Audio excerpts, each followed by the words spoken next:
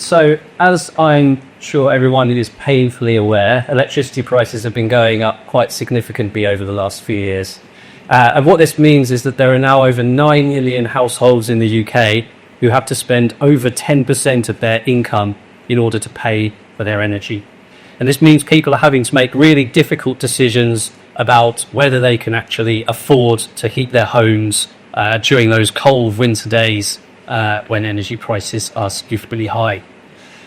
So what I want to do with this talk is I want to try and answer two questions. First of all, why are electricity prices so high? And secondly, what can be done about it? So to dig into that first question, we really need to understand, first of all, how electricity is produced in the UK. And the UK has made significant progress in developing renewable energy projects in order to transition to net zero. So now solar and wind provide around about 35% of the UK's electricity. So that's great, but those types of renewables come with significant challenges as well. So on a cold, still, cloudy day like the one in this picture, where renewables aren't generating much power and there's very large demand for electricity because heating demand is very high, then something else needs to come in its place. We also had the added challenge that electricity demand is going to increase significantly. So between today and 2050, it's expected that electricity demand will at least double. So in the UK, often what happens when the demand for electricity can't be met using renewables, gas turbines are used. And gas turbines use natural gas, which is a fossil fuel, and that fossil fuel is injected into the turbine where it's compressed and then combusted and it expands in order to turn the turbine. That spins a generator that moves a coil of wire around a magnetic field in order to produce electricity. And here's really where the issue lies, in that the gas price has been on a roller coaster ride over the last 5 years or so. So what we really need to understand, in order to understand what's happening with electricity prices, is to understand what's happening with gas prices. So what are the reasons for these spikes? Well, really, it was a perfect storm of unfortunate events that have occurred over the last few years. So first of all, we had the COVID pandemic.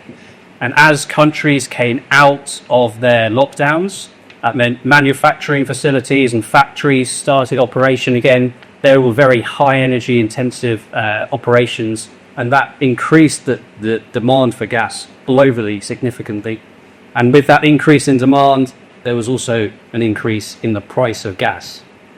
Then roll on another year to 2022, and Russia invaded the Ukraine. And this caused a real shock in the energy markets, where the uncertainty around the supply of gas from these regions meant that, again, there was a big spike in the gas price. And then finally, during these times in the UK, we also had periods where there was unseasonably low wind resource. And so the UK was relying even more on imported gas than it would have ordinarily. So what's clear is that the electricity price is high because the gas price has been high. And so in order to reduce electricity prices, we need to look at ways of reducing reliance on natural gas. And that's why I want to start talking about the tides and tidal energy, because tidal energy is a renewable source of energy that doesn't rely on the weather conditions like wind and solar. And instead, the tides are generated using the gravitational forces of the sun and moon that work on the oceans around the world. So how do we generate electricity using the tides? Well, I want to talk about two different technologies. First of all, tidal range, and then I'll talk about tidal stream. So this animation shows a tidal wave moving up the English Channel, where the red regions show areas of high tidal height and the green regions show areas of low tidal height. And there are two tidal waves that move through the English Channel each and every day. So how do we utilize that tidal range and that tidal wave movement in order to generate electricity? Well, actually, humans have been utilizing tidal range for centuries. So this is an example of a tidal nil. And this works using a dam that separates the ocean from a separate reservoir. And when the tide rises, that causes a difference in the height elevation of the two water bodies, and that water can be released in order, in this case, to drive a mill that grinds grain in order to provide flour, for example.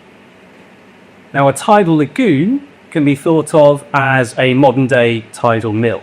So here is an animation of a large coastline. We're looking at a bird's eye view here, and there's a sea wall that's built into the ocean, and that creates a lagoon. And as the tide rises, it fills the lagoon, and then as the tide lowers, the water within the lagoon can be trapped, so there's a difference in the height elevation of the water, and that water can be released to drive a turbine within a seawall in order to generate electricity. Another way of generating electricity from the tides is using tidal streams. So this animation is showing tidal currents racing through the islands between mainland Scotland and the Orkney Islands, where areas of red show indicate areas of high current speeds, and blue is low current speeds. So the islands are funneling the flow through and allowing that flow to accelerate in order to provide high energy regions that are of interest for providing electricity. And that electricity could be generated using tidal stream turbines. And as you can see, they look very similar to a wind turbine. They have 3 blades, and they sit on the seabed, so they're completely submerged, and the tide flows in and out and turns the turbine in order to generate electricity.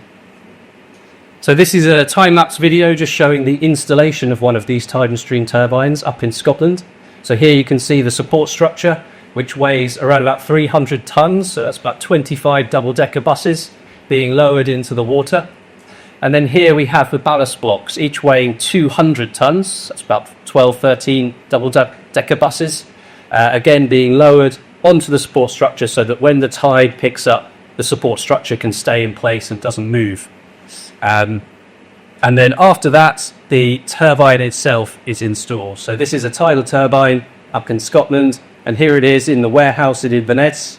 This turbine is 18 metres in diameter, so each of the blades runs from the back of this room, from this end of the room to the back of the room, and it can generate enough power for around about 1,500 homes. The rotor rotates at about 14 rotations per minute, so that's roughly the same as you see for a wind turbine as well. And here it is on site, ready to be installed. So there are 2 ways of generating electricity from the tides, but what's really important is the timing with which the power is being generated. So if I could cast your attention to the top plot here, the yellow is showing solar generation, which we see every day, of course, where the amount of power being generated depends on the amount of cloud cover. And then the wind, which in the first of these 2 weeks is showing good generation and then drops off. I should say also that the grey plots here are showing a typical demand profile. Okay, so the solar is generating enough to match some of that demand, but not all of it, and so is wind. But the tidal power, we see that there are 4 periods of power generation every day, where the amount of power that's being generated depends on whether we're in spring tides or neap tides. So spring tides are when the sun, moon and earth are completely aligned. So the gravitational force of the moon and the sun are combining to create the highest tides and the strongest tidal currents. And neap tides occur when the sun, moon and earth are misaligned, and that means that the gravitational forces of the sun and the moon are acting in different directions, and therefore the tides are weaker. So what we're doing now is looking at how much energy could be extracted from sites around the UK, and it's estimated the tidal range could provide roughly 20% of the UK's electricity demand, and tidal stream could add a further 10%.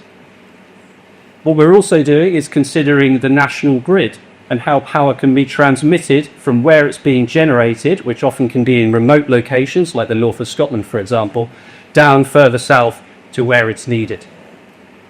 And that relies not just on the tidal power and the grid, but it also relies on understanding the variability in other generators as well, such as the solar and the wind that I've mentioned. And our results are showing that even with relatively modest introductions of tidal energy to the grid, we can reduce our reliance on natural gas significantly. And that's being reflected in what's happening in the sector. So UK government and the EU are now committing funding in order to install more of these turbines around the UK coastlines. And we're seeing now that in the next few years, there should be enough tidal power around the UK in order to power 150,000 homes. So that's equivalent to 3 Oxfords. So that's a great start, and we hope that that continues. And thanks very much for listening.